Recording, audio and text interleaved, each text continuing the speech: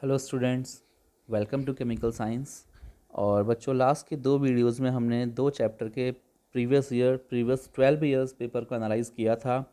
और chapter wise और year wise मैंने क्वेश्चंस को अरेंज करके आप लोग को दिया था। और आपने अगर देखे हैं तो अच्छी बात है, नहीं देखें तो आप प्लेलिस्ट में जाके एक बार देख सकते हैं। चलिए, तो बच्चों इनऑर्गेनिक केमिस्ट्री के लिए जो सबसे इम्पॉर्टेंट चैप्टर है, सबसे बड़ा चैप्टर है और सबसे इम्पॉर्टेंट मीन्स क्वेश्चंस की यहाँ से बिल्कुल एकदम बरसात होने वाली है, वो चैप्टर है बच्चों आपका केमिकल बॉन्डिंग। ठीक है, अब आप इस पेपर को जब एनालाइज करेंगे देखेंगे कि कौन से कितने सारे क्वेश्चंस ऐसे हैं जो लास्ट 12 ईयर्स में रिपीटिंग मोड में चल रहे हैं, तो उनको आपको बच्चों स्पेशली फोकस करना है। ठीक है, तो चलिए स्टार्ट करते हैं। Chemical bonding, discuss valence bond theory and it's limitations, 21 और 14 में आया हुआ है। ठीक है, बाकी डिस्कस फजान्स रूल है। फजान्स रूल देखो 3 बार आया हुआ है लास्ट 12 ईयर में। डिस्कस हाइड्रोजन बॉन्डिंग, ठीक है, and its effect on chemical forces, melting point, boiling point and solubility. ये क्वेश्चन लास्ट 12 ईयर में 4 बार रिपीट हुआ है। Discuss the geometry of ammonia and H2 on the basis of VSEPR, 21, 12, 11, 2009, मतलब 4 बार ये question आया हुआ है। रेजोनेंस एंड रेजोनेंस एनर्जी 20 में आई है। Electron pool theory of metallic bond 2 bar repeat हुआ है। And explain the structure of geometry of SF4 molecule on the basis of VSEPR 20 में आया है। बट ये क्वेश्चन जो आपको दिख रहा है ना ऐसा, जिससे 7th क्वेश्चन है, देखिए, explain structure and geometry of SF4 molecule on the basis of VSEPR। ठीक है, तो ये क्वेश्चन जो है बच्चों बहुत बार आया हुआ है, लेकिन क्या है कि कभी इसने सिर्फ SF4 की ज्योमेट्री पूछी है, तो कभी इसने SF4 को विद और भी बहुत सारे एग्जाम्पल्स के बीच में ही मेंशन कर दिया है।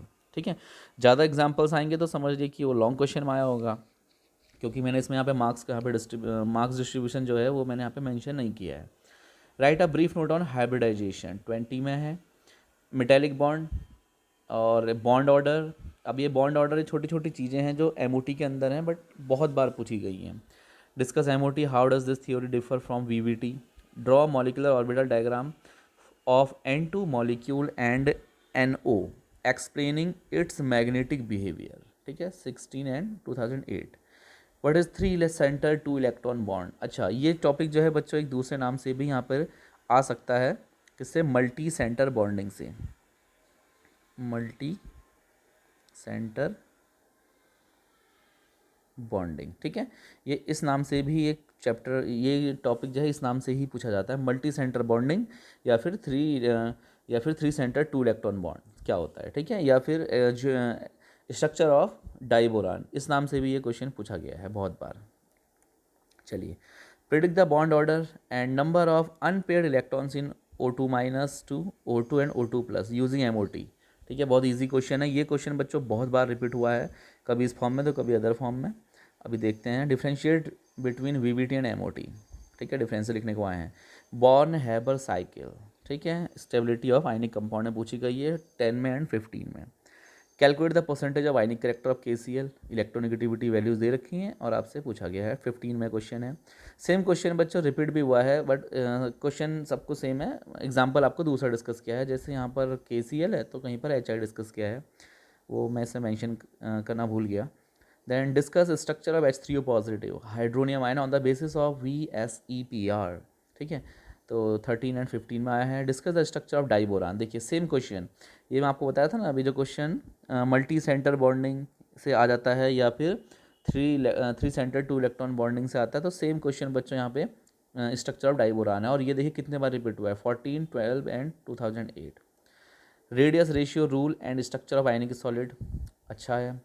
एंड डिफाइन लैटिस एनर्जी, ये देखिए सेम क्वेश्चन है दोबारा, लेकिन उसने जो है यहाँ पर, वहाँ पे आपको बॉन्ड ऑर्डर पूछा था, यहाँ पे आपको bond order of their bond length के फॉर्म में पूछा है, increasing order of their bond length. Making use of MOT, arrange the following molecule ions with increasing stability and giving reason. ठीक है, वो थोड़ा सा मिस्टेक हो गया है, क्योंकि मैं यहाँ पे आपको कुछ आयंस को मेंशन करना भूल गया। चलिए मैं अभी इसको मेंशन कर देता हूँ। देखिए, तो मैं यहाँ पे एग्जांपल्स डिस्कस करना थोड़ा भूल गया था, तो मैं एग्जांपल डिस्कस कर देता हूँ बच्चों। तो आपको यहाँ पे जो पूछा गया है, एक तो आपसे पूछा है बच्चों NO पॉजिटिव, और एक आपसे पूछा है NO, और एक आपसे पूछा है बच्चों NO नेगेटिव। ठीक है, ये 3 एग्जांपल्स हैं, आप इन तीनों को देख लीजिएगा। ओके, आगे बढ़ते हैं। डिस्क्राइब स्कॉटेड effect, H2 is not linear, सब VSEPR से ही क्वेश्चन पूछा गया है। देखिए 2013 में आया है। And discuss structure of the following compounds, ठीक है। एक्सप्लेन हाइब्रिडाइजेशन ऑल्सो, यस, इसको भी याद रखेंगे आप लोग। Explain hybridization also. तो एग्जाम्पल आपका ammonia XeOF2 SF6, okay. Then discuss the important feature MOT, draw MO diagram of O2 molecule, explain sp2 hybridization taking a suitable example, ठीक है। Frenkel defect, van der Waals force, account of VSEPR theory, देखो 2011 में आई है ना। इसका मतलब ये question long में आया है क्योंकि given account of VSEPR theory लिख के छोड़ दिया है। इसका मतलब आप उसको जितना आप कर सकते हो लॉन्ग क्वेश्चन के हिसाब से ही आप इसको अटेम्प्ट करेंगे। What is mean by covalent bond, define sigma and pi bonds, explain with the help of Fajans rule which compound of each pair of is more covalent and why. इसका भी मैं example mention नहीं किया। देखिए कौन कौन से examples हैं, मैं एग्जाम्पल यहाँ पर मेंशन कर दे रहा हूँ। तो explain with the help of Fajans rule which compound of each pair is more covalent and why, ठीक है। आपको ये बताना है कि कौन सा कंपाउंड दोनों में से, पेयर्स में से कौन सा कंपाउंड ज़्यादा कोवलेंट है, ठीक है। तो एक थे बच्चा आपका LiCl एंड NaCl, पहला एग्जाम्पल है। और दूसरा एग्जाम्पल है बच्चा आपका AlCl3 एंड AlF3, ठीक है। ये दो एग्जाम्पल्स हैं, आप इसको नोट कर लेंगे अपनी कॉपी में। चलिए, then define bond energy, discuss the structure of the geometry of the following compounds XeOF2 BrF3 and IF7, 2008 and 7 में आया हुआ है।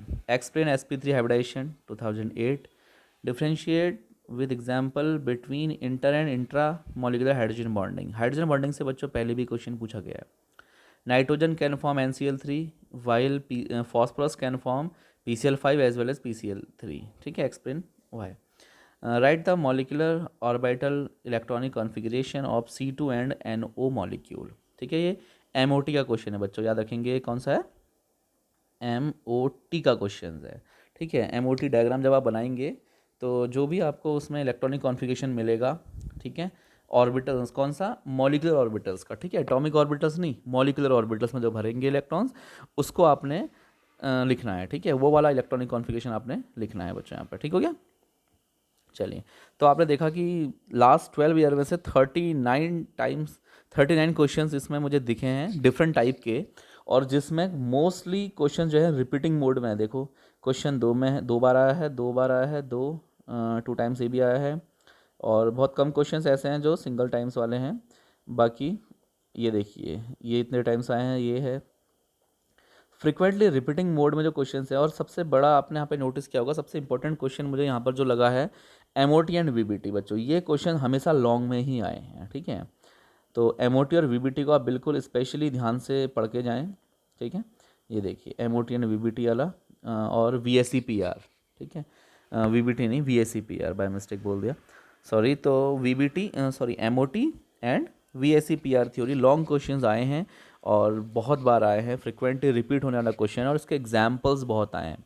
तो कोशिश करें कि आप थ्योरी पढ़ के जाएँ, और साथ साथ जितने ज़्यादा हो सके बच्चों एग्जाम्पल्स की प्रैक्टिस करके जाएँ। क्लियर है?